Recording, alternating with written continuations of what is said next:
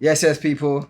I'm Moeed Majeed. I am in the Sanctum Soho Hotel with the award-winning director, Naeem Mahmood. How you doing, my bro? I'm just like buzzing at the moment. It's been mental with the release of Gods of Their Own Religion, my latest feature, and the making of documentary of Gods of Their Own Religion, no budget, no script, no permission, and shit is just kicking off. Of course it is. Like you said, the premiere for your feature film, Gods of Their Own Religion, is fast approaching, 23rd of November.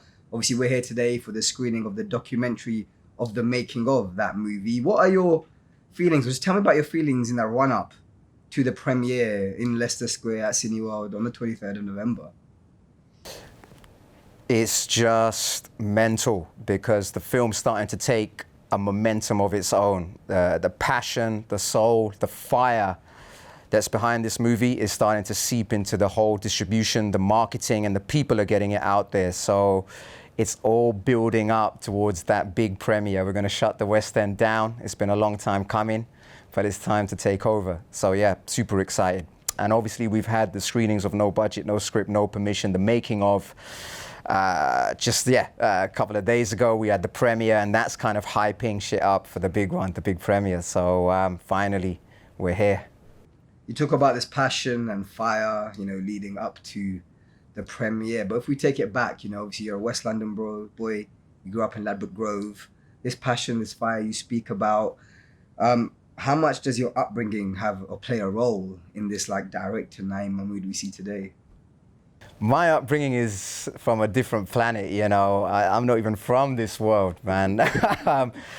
This is just an experience, it's not really who I am. I'm almost like living a virtual reality, and the body is like the metaphorical headset, and I'm just kind of operating through like this is just one hell of a ride. And within that experience, you talk about Ladbroke Grove, and Portobello Road has had a big part of that, because my dad, he had a shop on Portobello Road back in the 80s.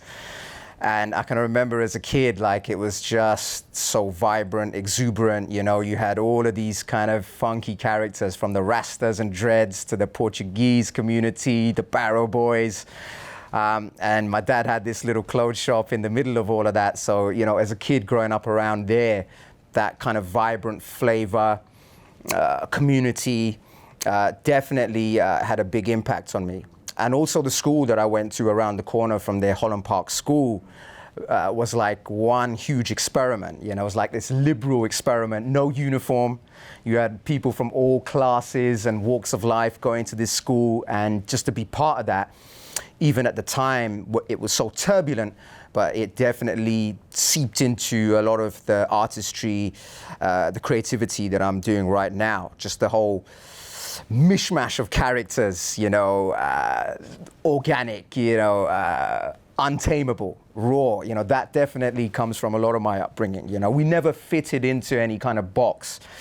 We never any part of any class system or this or race or any of that stuff. We always kind of, myself, operated in my own kind of realm, and now, being a little older, I kind of understand what that's all about.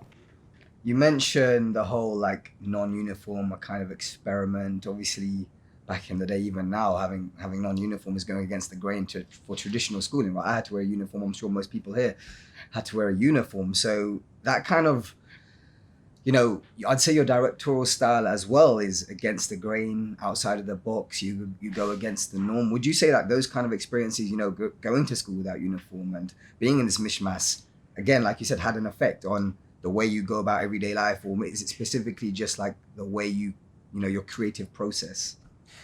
The non-uniform at Holland Park School was a big thing, and even looking back more so, we used to wear these funky patterned clothes, very 90s kind of vibe, and we almost felt like we kind of stood out. We were kind of creating our own sort of identity at that time, being a teenager. And there's no question that that has seeped into my work, because my work doesn't follow any particular trend, or it's all very organic. And I'm also very anti-authority and anti-establishment. I don't like being told what to do. That's I like to kind of question things, kind of find my own path, create my own path, and it's ironic that, you know, as a teenager that, I wasn't wearing uniform at Holland Park School, man. You know, ditch the uniform, you know, find your own kind of style, you know, whatever it may be. So a uniform can also be like labels or brands, stamps, you know. It's all very subliminal sometimes, but, you know, it could be like everyone's wearing the same Adidas tracksuit, or, you know, that's a uniform, do you know what I mean? So I definitely don't like kind of stamping myself with certain brands, you know, and especially if you're not getting paid, you know, not like a walking billboard, you know. Amen to that. So obviously I'm lucky enough to have spoken to you outside of kind of these kind of institutions, these kind of events, and, you know, you spoke about, when we sat down and had a conversation in your flat, you spoke about how you had so many experiences at the start of your career with internships and, you know, little jobs that, you know, again, like you mentioned, you didn't like being told what to do. So leading into your career as a director, an award-winning director, how formative were those experiences in maybe not shaping you in the direction you wanted to go, but realizing that's not the way I want to go? So I remember getting a job at ITV when I was like in my early 20s, and I remember punching the fist in the air after I got the job, after doing the interview. And I was full of excitement, you know, full of enthusiasm that, right, my career is going to kick off now. I'm in television. It's all going to happen creatively. And I remember going in there, and within a few weeks, it had become apparent to me that this is just a machine, man. It's like a factory just churning out fast food television. And I suddenly got in trouble with some of the execs because I was trying to, you know, bring a little something in there, and it would just get shut down, and it felt very soulless. And I even remember there was a friend of mine who was working there at the time, a black guy, and some people introduced him as, oh, say hello to my ethnic friend, you know, stuff like that. And just the nonsense that they were creating, it's like, wow, like there's a lot of money being wasted here, but they're not really producing any quality stuff, you know. And I was in there, and within 3 months, very disillusioned with the whole industry, the television industry, and the content that they were creating. There was no room for let's experiment, let's do something a little edgy, let's kind of push some boundaries here. You know, it was almost very disrespectful to some of the audiences, you know, the same old soulless, you know, moldy, stale, game shows, you know. And that's what it was, just get everyone on the game show, you know, distract everyone from what's really going on in the world with some nonsense.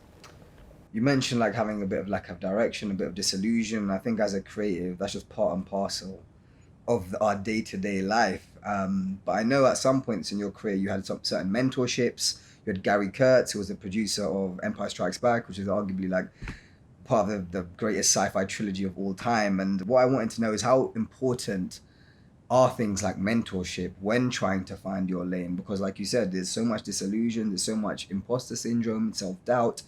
And when you have people like of the stature of people like Gary, you know, kind of pointing you in the right direction, how much did that help you to becoming yourself? Massive. Looking back at when I was working at ITV, had I have had some guidance, you know, I would have known how to kind of manage those ups and downs better in television and make the most of those opportunities and have that mindset and understanding. So a few years later, when I came across Gary Kurtz, and that came through again, just trying to bulldoze our way through. At the time, I was at the Prince's Trust. I managed to wangle an office over there. Don't ask how. And real hustle. And we would just phone people or turn up at certain doorsteps of production houses in Soho. And I remember calling up some guy who ran some big American kind of distribution company. And he got so annoyed in the end. He said, listen, I give you Gary Kurtz. Just leave me alone. And I'm like, Gary who? And then it's like, oh shit, Gary Kurtz. So Gary Kurtz turns up at the Prince's Trust to come and see me, like, what's this name? Who's this guy that's kind of on fire? What's he up to? What's going on?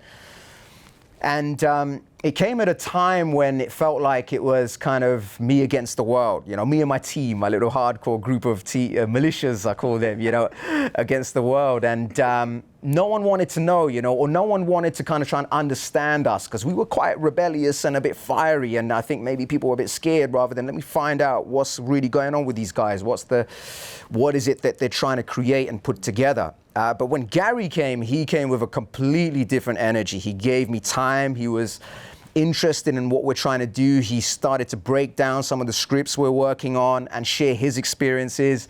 And then next minute, you know, we're like spending a lot of time with Gary. And I think he was just, he loved that infectious enthusiasm and fire and passion. He identified that, but he could see that these guys are a bit crazy, you know, Naeem's a little bit nuts, but let me try and, you know, help him here. And we started talking about maybe doing a school aimed at young people from disadvantaged backgrounds. You know, we had plans to do that. And Gary, yeah, just to pick his brains about people that he's worked with and come across, like Stanley Kubrick, and hearing his stories, like working with George Lucas and Spielberg and Harrison Ford and all of these kind of guys. And Kurosawa, he even met Kurosawa, you know, so it was such an incredible eye-opener and knowledge coming from someone like Gary. But that didn't just come automatically. Gary, you know, and mentoring me, we really had to knock on doors big time, you know, but it just shows what's possible, because I never could have imagined that someone like Gary would be giving me guidance. You know, this is something, you know, I was like, when I was young, I had all the Star Wars figures, you know, and then next minute, you know what I mean? So, but that was a massive help that someone took some time out, you know, and we'd hang out with him in the pub as well, but he would only drink like pineapple juice, and he was a wonderful guy. He really was. It's a shame that he passed away, because we did have some plans to set up that school aimed at disadvantaged people. But at that time, when I felt it was me against the world, he was there. Awesome, man. Awesome. So, you know, Gary, people like Gary identified this kind of fiery nature in you, this, you know, I'm going to get it done, or no matter what happens to me, you know, I have a goal and I need to get there no matter what. You've spoken about this recently, about the creative industry and how people follow guidelines as if they're lured in by the Pied Piper, you know, and they're unable to break out of this trance that they're in. The Naeem Mahmood that we know obviously doesn't live by those rules. He does what he feels is right and what feels good to him and to the people he's working with. What I wanted to know is, at what point in your career did you get to that crossroads where it's like, damn, like, do I follow this route that everyone's going down that I don't really believe in, or do I take a risk on myself and do what I truly believe in? Because that's a crossroads that many people arrive to in their life, and they never take the route that they actually want to go down. And obviously you've done that. So if you could just share any kind of knowledge as to when that happened and how it happened. I can trace it back, going back to school, just sitting in front of an authority figure telling you what's right, what's wrong. And just as a kid, it just didn't feel right. And I remember at the time, just kind of following some of the crowd. It didn't feel right in my heart, but you know, you're young and you just kind of follow what some of the other young people around you are doing, or your peers or whatever. But I just always instinctually felt, man, it's just, you're not meant to be a follower, you know, you're meant to kind of find your own path. But as I started going through the creative industry, working at ITV, being at the Prince's Trust, and I started to discover that, man, like, there's just so much bullshit, so much fakery within people, and a lot of followers and people pandering to stuff that they don't really believe in, and it just didn't feel human to me. As time went on, and the more I started to make my own films, that's when I started to discover that power of being the master of your destiny, you know. So I'm going back to like when I'm 20, 21 or 18, 19, something around then, and making a little short film as you do, and you know, need a location, and you're just knocking on some random person's house that you don't even know, asking, can we film here? And then they suddenly say, yeah, you know, we'll support you and stuff like that. Or you just go to a pub as you need, or a bar as you want to film there, and guys, you know, could we use the bar for a few hours? And you're nervous, and someone says yes, and that starts to give confidence that, hold on a minute, I have more power than I actually thought I did, you know, before you're sort of scared to approach people and, you know, for support. But then I was like, man, people are willing to support. You just need to get out there, present yourself well, professionally, show your passion. And even when people say no, don't just kind of get crushed by that, you know, just keep going, keep going. So that's when I started to take a bit more control of my life. And then the more that grew, the more the vision and the canvas within which I wanted to create grew, expanded. And also the voice, particularly about the hierarchical structures, the world we live in, who's behind it, what's really going on, who's pulling the strings, who are we, why are we here? All of those kind of things start to seep more and more into the work that I'm doing, all leading to gods of their own religion. So yeah, it was a gradual sort of process of many experiences accumulating. Luckily for me, I didn't allow the negative experiences to completely crush me. I've managed to find a way to kind of use adversity as a strength, to try and learn from that and gain from that. But that, again, doesn't come naturally. It's just a willingness to want to learn, you know, to want to find and to want to research. And there's so much information out there if you choose to go after it rather than react to information that's coming your way. Just scroll. You know, let me actually look for what I want to find out and search and connect with people, ask questions. And there were a few people in my life that came that would give me these little clues, like, you know, maybe talk less and ask more questions, you know. And to be interesting, you've got to be interested. You know, I've heard this phrase, and that really encapsulates that sort of desire to want to know and want to learn. And from that, again, a lot more support comes, and you start to grow and you start to evolve. And now we're here, Gods of Their Own Religion, November 23rd, Senior Leicester Square. Obviously, I haven't seen the film yet. It hasn't been premiered yet, but I've watched the making of documentary, and I'm super excited to see it. What inspired the concept behind the movie? Because, you know, a lot of the filming occurred when the world was shut down. People were arguing. There was them and us arguing over getting jabs. You know, they were seeing people who hadn't taken it were seen as a threat. How much of the real life scenarios played a role in the creative process of Gods of Their Own Religion? Going back to 2020, I quickly identified that this is anti-human. Let's say, you know, that if there is an illness and people are getting sick or whatever it is that's going on, firstly, where's the compassion? Where's the togetherness? Where's the positivity to look out for people, to care for people? We all know that anxiety, you know, negativity, stress brings out even more illness within people and more darkness. And I could see everywhere, you know, within the media, the news, it was like almost a psychological attack on people, bombarding them with fear and negativity. And I could see that the whole thing was very anti-human. So all of these things are kind of going on around me. I can see this madness kind of unfolding. And it was almost like my life was kind of building up to that period. I was always very anti-establishment, you know, corrupt governments and governments being fronts for big corporations that don't really give a shit about people. So when 2020 hit, it was like, wow, this is even going to a next sort of level. So for me, it was very important to not to get pulled into that mass psychosis that was kind of seeping through every sort of pillar of society, and to just carry on as normal and do what you know to be right. I could feel that people were being pushed into tech, work from home, get on technology, you know, and everyone's dangerous, stay apart, and all this kind of human interaction and discourse is just being completely destroyed. And I could see the effect that it was having on my family, on young people around me that I know. And, you know, I've done a lot of youth work myself. So, you know, I could see that this is really devastating. It's having an opposite effect on society. So I had already started making a film in early 2020, nothing to do with this big dystopian idea and concept. It was just a crime thriller, stylish crime thriller, I might add. And we'd shot a couple of days, and then suddenly March, you know, and the lockdowns eventually kick in, and there's a real dark energy and atmosphere. And then it started to dawn on me what this movie was going to become. A film that would really capture what is actually going on in the unseen, energetically, atmospherically, because there was a lot of darkness around.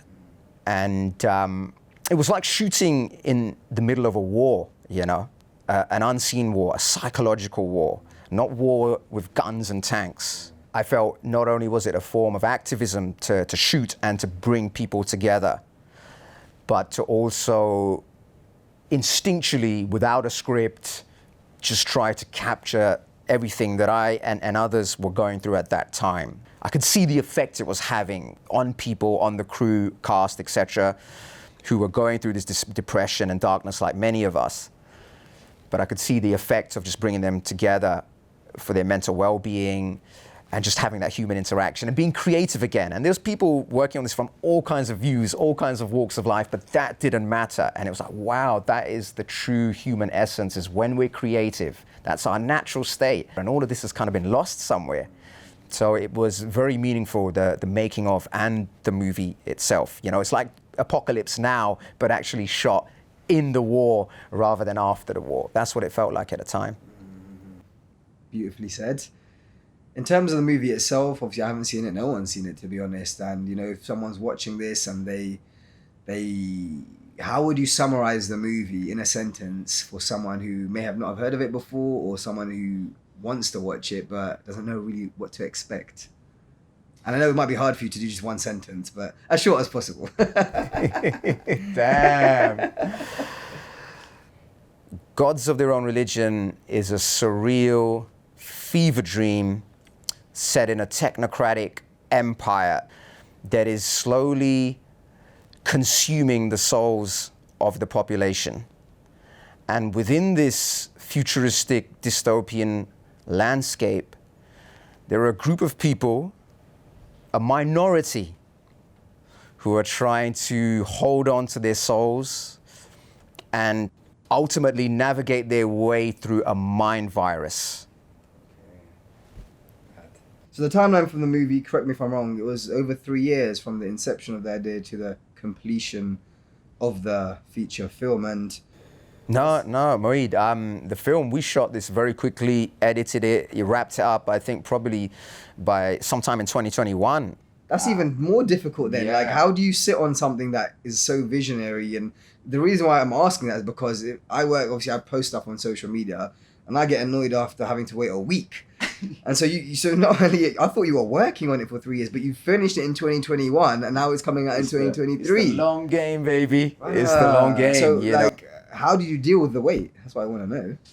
First of all, I had to, once the film was done, I had to step away, because you have to remember, when I made this movie, I had made it with no industry back in. I had thrown away all the rule book. It was pure creative freedom and an organic process. I wasn't thinking about what does the audience want, what does she want, he want, you know, wasn't bothered with any of that. What did the distributors want, and care about that. I went right back to the essence of raw creativity.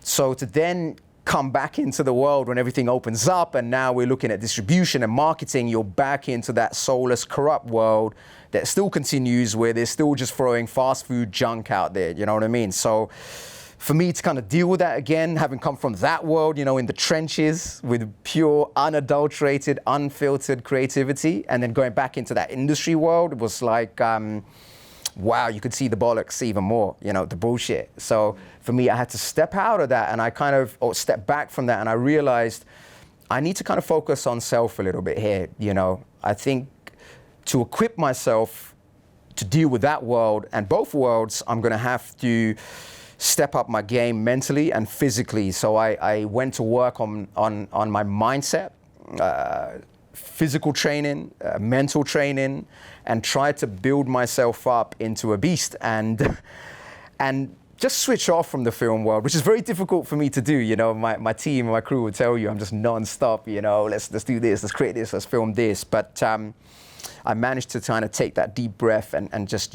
now let's try and iron out some flaws within myself and try to improve myself. So I did that, and it was risky at that time, thinking, man, I might lose momentum. Maybe I've got to get this film right out now in 2021. Now's the time. Now it's hot, and it was a tough sort of decision. But now it's kind of paid off, because it's just kicking off now, and the buzz is mad. But at that time, you have to kind of take that chance. And what I learned from that is, a lot of people ask me about, how do you succeed in this kind of creative world and all of that.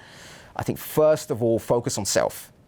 That is a key kind of lesson that I learned. Build yourself up, to be a soldier, to be a warrior, as much as possible. And when you have the ups and downs, accept that, sleep it off, bounce back. It's all part of life, So that helped me to get back in, 2023 and start pushing this film out there. And when the bullshit comes, I can deal with it much better. I can deal with it with class.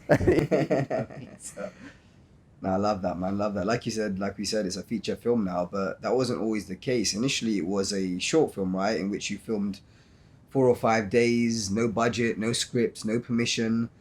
And at what point did you realize, okay, you know what, this is sick. Like, we can turn this into a feature and then go on to film for 19 days. Again, no budget, no script, no permission. And I just want to touch on that quickly before you answer, because I've sent the trailer to my friends who work in the film industry, and they're like, yo, how did this guy do this with no budget, no script, and no permission? They're like, yo, I need to see the documentary. So maybe if you could just touch upon how it transitioned from a short film to a feature, and then working, you know, I was going to say constraints, but there's no constraints. You know what I'm saying? You're working, you're going with the flow without the budget, the script, and permission. How did it all marry together and form Gods of Their Own Religion? Moeed, I did not believe you could make a feature film, you know, in those conditions before 2020, before Gods, especially the kind of canvas that I paint on. You know, it's very grandiose, it's complex. It never occurred to me that that would be possible. But doing this film, it was almost like I kind of uncovered the matrix, you know, the whole simulation. It's like that all fell down, and hold on a minute, there's actually so much more that is possible. Going back to March 2020, when we had shot a couple of days for this feature film, and everything's kind of kicking off, you know, with the whole lockdowns, all that sort of stuff. But I was kind of growing more and more in confidence as the world was going one way and I'm going the other way, even though I'm getting massive stick for it. But once I got through that stick and that little bit of downtime, I just stuck with that path, stuck to my guns, stick to what you know is right. And the more I stuck with that, suddenly it's like, man, this is possible. Let's do this. Shall we push the boat out even more? Let's push the boundaries further, man. Okay, let's raise the stakes higher. You only live once, you know, we're only here for a short experience. So this fire started to build up in me, within me, you know, and I felt so alone at that time because I was going down such a different direction that eventually that just became fuel. You know, this is more important now than just making a film. You know, this is a statement. And then one day I called up my DOP 4 or 5 days or something like that into the film, and I was like, man, we got to make this into a feature. This is a once in a lifetime moment. It's very important to capture this. I can feel the energy, the power. Let's go for this. And also, going into this film, I'd thrown all the rule books, so you know there was no script. So that I kind of bypassed the whole process of like spending months trying to do a script, get rid of that. Then I was like, you know, if we're going to pull this off, I just got to cast whoever turns up. You know, sometimes it was like there was an extra who I've casted for a particular role, and they turn up and like, actually, you're going to play the main villain. Yeah, seriously, yeah. I don't have that time. I got to move fast. I got to move quick. So no auditions. I'm just going to cast people that I know who I've worked with before, or I'm just going to cast whoever turns up from the casting call. So we can just dive in fast. There's no time to let's think too much about this. Let's not overanalyze. Let's throw ourselves into the deep end, and then we're going to find out whether we sink or swim. Do you know what I mean? And that's when you discover the magic. So I threw away all those things that you're conditioned with, that how you must create and how you must make a film and all of this stuff. There's no time for that. Let's just go and roll, you know, and make this happen. You mentioned earlier about how, you know, you were emitting this energy and people were able to feed off that. And I think it's a fantastic trait to have. But ultimately, you know, sometimes we have to take care of ourselves, because if people are feeding off the energy, we got to, you know, give it's draining. To ourselves. It's draining. It's draining. You know? So what I want to know is, during the 19 days, you know, you're finishing 4 a.m., you're starting super early, you know, and it's easy to get sick. So I just want to know your day-to-day process when working on a movie like this, because I think it's valuable knowledge for people to share, because ultimately health is wealth. And if you've got a short time to work with these people, you've got no budget, like you said, you want to get in and out, you want to be precise, you want to be concise. So what kind of things were you doing? You mentioned you did a bit of exercise, working on oneself. Maybe if you could delve a little bit deeper. And a special tea. Special tea. Early in the morning. Yeah. Delve a little bit deeper, just into like a short little segment on like your process. Yeah, so cold showers. Start in the morning, you know, and even though it's cold, and I'm getting up 5 o'clock, 5:30, cold shower. You know, I need to start off sharp. I need to come out the blocks quick. So after the cold shower, or before the cold shower, I have my warm lemon and warm water, and I would stick to these routines and make sure I get a good breakfast, some good nutrition. So I'd always prepare myself well. Even when we wrap, you know, straight back, you know, and get back into focus, not too much time to kind of mingle and, you know, and conserve and develop that energy, because I knew that I had to kind of lead from the front if we're going to pull this off. If I'm slacking and, you know, and I'm not operating on full power, neither is anyone else. So these sort of routines I would make sure that I would apply constantly, But also I began to enjoy it. You know, I enjoyed the results that would deliver, that little extra 10% it would give me, you know. But above all, it was the people around me that kept me going, the human interaction, the camaraderie that we had built with the team, the cast, the crew. And I remember by day 19, like I'm kind of on my last legs and I'm just, you know, I'm almost kind of frazzled. But the energy around me is so positive because of the lack of human interaction that people have had at that time. They were just keeping me going. I was like, we're meant to wrap that shoot, the last shoot, I remember like 10 or 11 at night, and we're now going into 3:30. And I was like, there was one shot I wanted to get, but guys, leave it, forget it. And they're like, no, Naeem, what shot is it that you want? Let's get this, let's get this. And they were holding me up, just carrying me over the finish line. But that came because it was almost like a family. And I don't just say that in a cliched sense. You know, I really took time out to really get to know these people, to take an interest in them, to try to memorize everyone's name, even, you know, the supporting artists. And just because I valued everyone's input from the smallest little detail.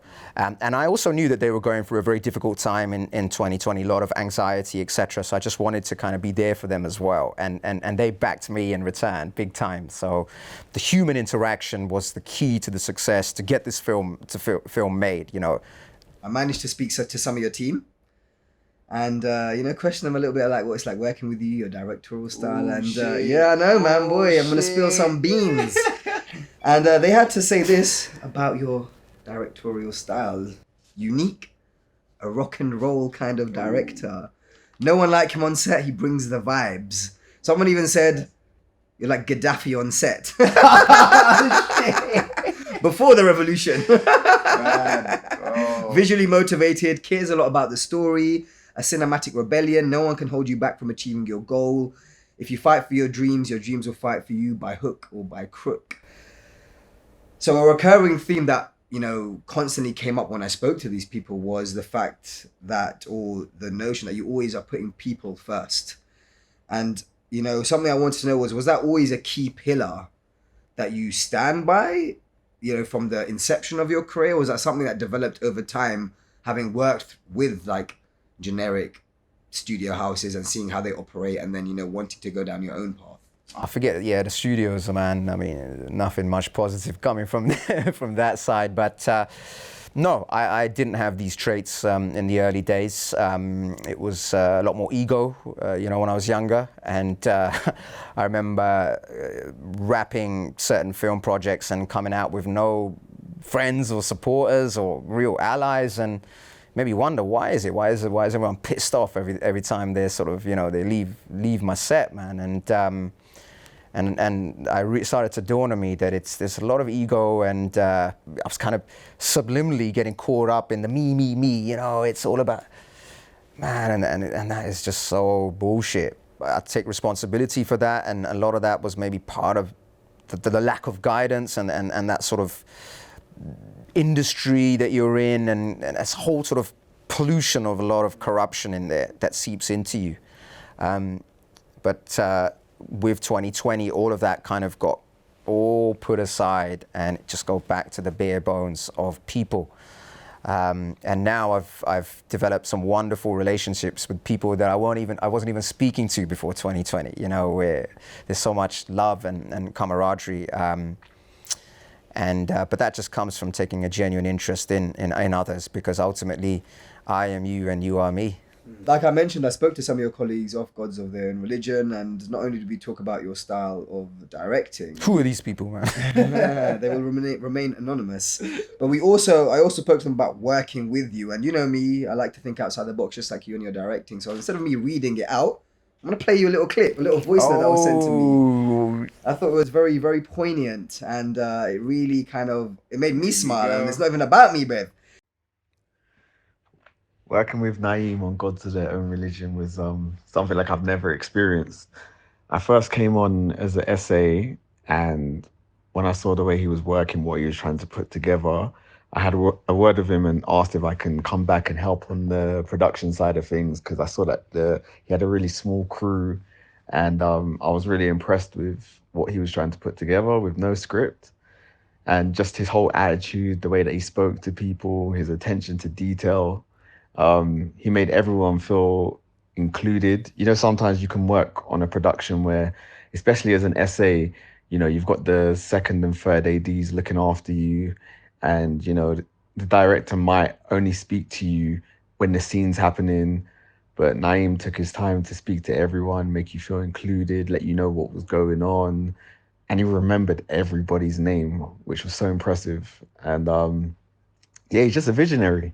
He doesn't want to do the norm. He's trying to break down the barriers of what, you know, like they say with film, you need to know the rules first and then you can break them. And he's always trying to do something out of the box. Whereas a lot of directors that I've worked with, they're trying to do things the way that, you know, they were taught, which makes everything very same. And I'm looking forward to seeing what the final product is and working with Naeem again in the future. Nice, right? Wow. How does that Rico. make you feel? Is that Rico? I'm not saying anything. Yeah, How, I think how does that make you feel, man? it's emotional. You know, that someone recognizes that in such detail. You know, to me, it makes it all worthwhile. When I started filmmaking, it was all about the movie making and the creativity, and the more I kind of go on, it's not even about that. It's bigger than that. It's about putting energy out there, and if we can have that kind of impact, and we can all come together and lift each other, you know, that's bigger than anything to me. At a time when it feels like humans are under attack,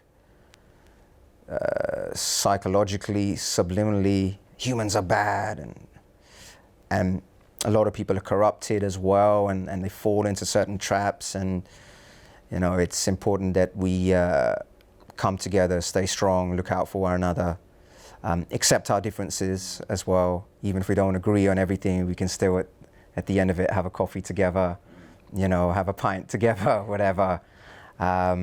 It's okay to disagree and not always be on the, you know, but we can still get along.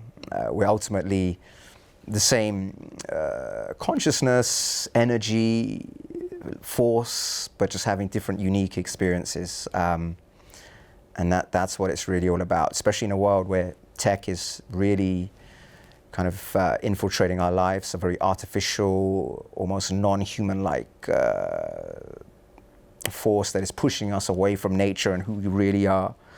So moments like that are just the icing on the cake. Other words that I would use to describe working with you were that it was a complete collaborative project.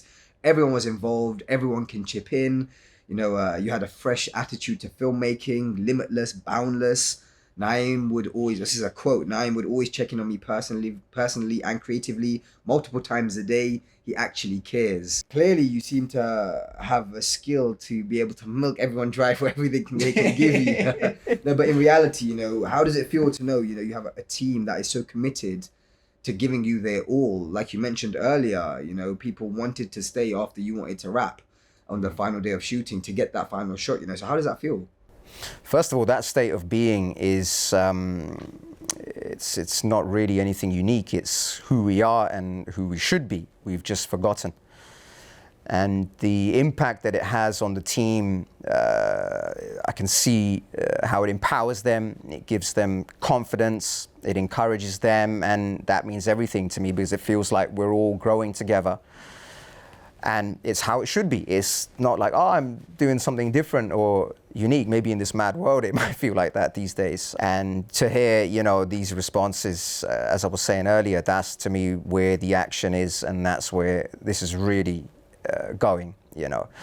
And I think a lot of people, they can see there's no agenda. All this guy's a madman who just wants to create. He just wants to get this film made. He wants to create these grandiose visions, but I'm interested, what can you bring to the table? What's your unique edge? You know, what, from the sound to the actor to the supporting artist to everyone. And then the final product becomes so much more exciting and interesting and out of the box, not the usual kind of mundane stuff. And you'll find so much interesting, unique characters and fuel and energy that you gain from them and that you exchange back to them. And that's a beautiful and enjoyable process and relationship to have. You know, you talk about this collaborative experience, you know, the exchange of energy and ideas. And what I wanted to know is, obviously there was no script on this project. So how important was it for the input of your team, the essays, to the cinematographer, to the ADs, whoever, you know, coming together and completing this project? How important were their roles in this whole project? Massive, because they were the script, you know. And to pull this off, I had to tap into their creativity. What is it that makes them unique? So that's what we're going to feed and seep into the movie, as well as the whole atmosphere of 2020. So, you know, the relationship that Steve and I had, who's my DOP, and Sharoz, my co-producer, we were the core driving force, the three of us. And it was important to push each other. You know, this is a once-in-a-moment opportunity. Let's see what are the limitations, if there are any, and try to bring out the best in each other. And we had to have that attitude to, not be afraid to push each other, to really raise the bar further.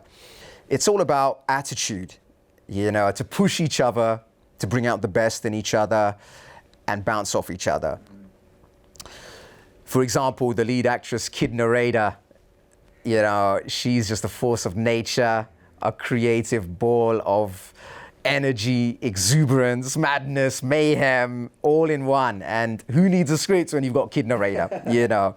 And it's about tapping into characters like that, like Ricky Hall, you know, the other lead. And rather than, let me create a rigid structure for these guys to fit into. Nah, man, these guys are much more exciting than any script, you know, that you could put down, man. These guys are living, breathing films, you know, every day. So let's work with them. Let's have a discussion with them and find out how can we incorporate those elements and things that they've been through, experiences, into the film, unfiltered, you know, raw.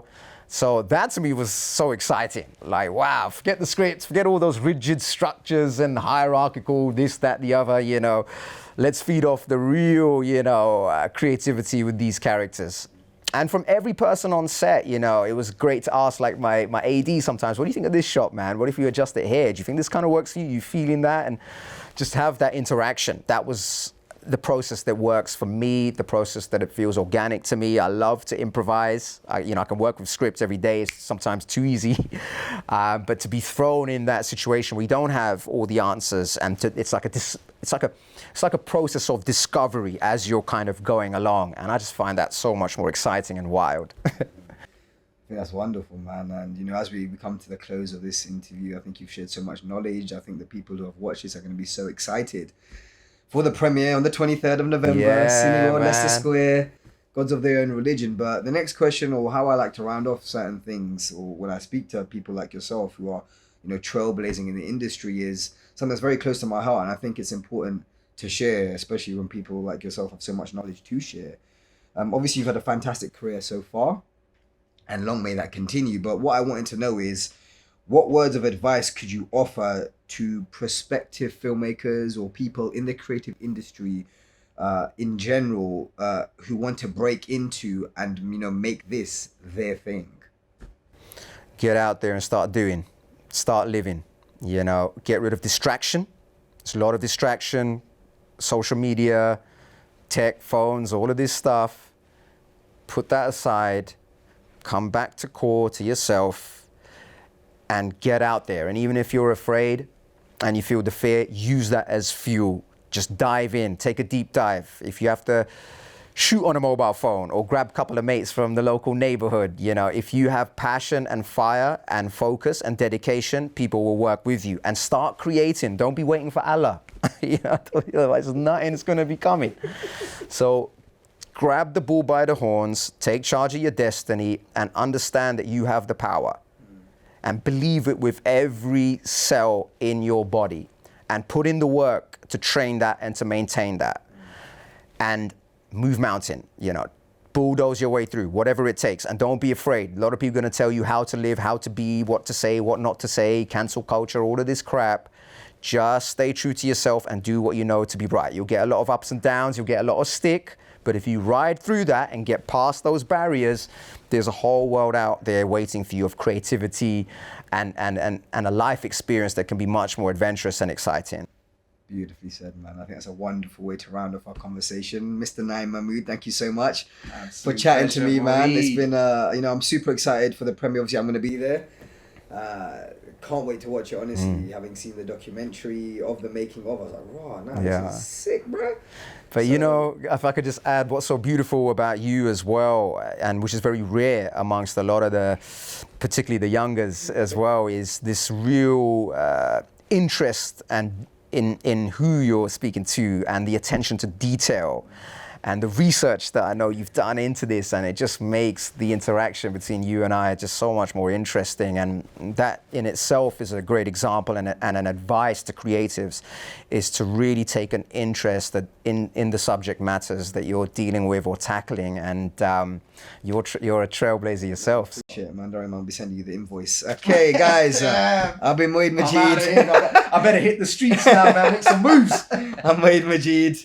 Naeem Mahmood, Gods of the Inner Religion, 23rd of November, Leicester Square, Cineworld. I'll see you there.